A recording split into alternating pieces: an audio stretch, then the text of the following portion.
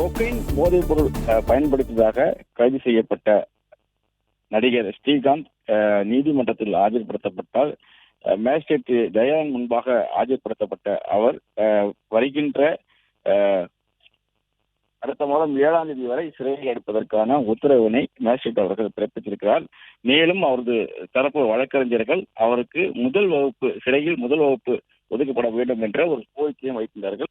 அடிப்படையில் அவருக்கு முதல் வகுப்பு சிறையும் ஒதுக்கப்பட்டு உத்தரவினையும் தயானந்த் அவர்கள் ஒப்புக்கொண்டதாகவும் தெரிவித்திருக்கிறார். குறிப்பாக வருமான வரி செலுத்தும் நபர்களுக்கு முதல் வகுப்பு சிறைக்கான தகுதி உண்டு என்பது அடிப்படையில் இந்த ஒப்புதல் வழங்கப்பட்டிருப்பதாகவும் தெரிவிக்கப்பட்டிருக்கிறது. போதைப் பொருள் பயன்படுத்துவதாக கொக்கைன் போதைப் பொருள் பயன்படுத்துவதாக இன்று காலை அவரது இல்லத்தில் வைத்து ஸ்ரீகாந்த் அவர்கள் விசாரணைக்காக அழைத்து வரப்பட்டார். சுமார் 10 மணி நேரம் விசாரணை நடத்தப்பட்டது.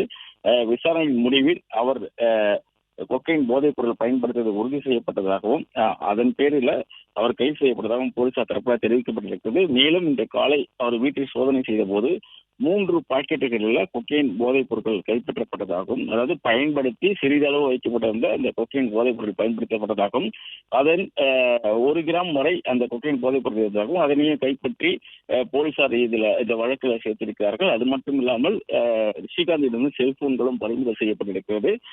செல்போனில் வேறு யாருக்கெல்லாம் இவர் போதைப் பொருள் கொடுத்தார்களோ, அதாவது பணம் கொடுத்ததற்கான பண பரிமாற்றம் போலவற்றையெல்லாம் போலீசார் கைப்பற்றியிருக்கிறார்கள்.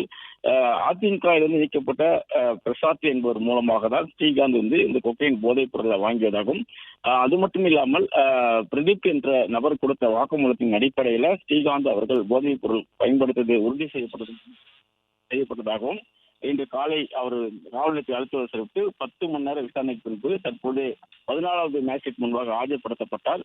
பின்னர் அவரை 7/7/2025 வரை சிறையில் அடைக்கக்கூடிய உத்தரவினை மேஜிஸ்ட்ரேட் அவர்கள் பிறப்பித்திருக்கிறார்.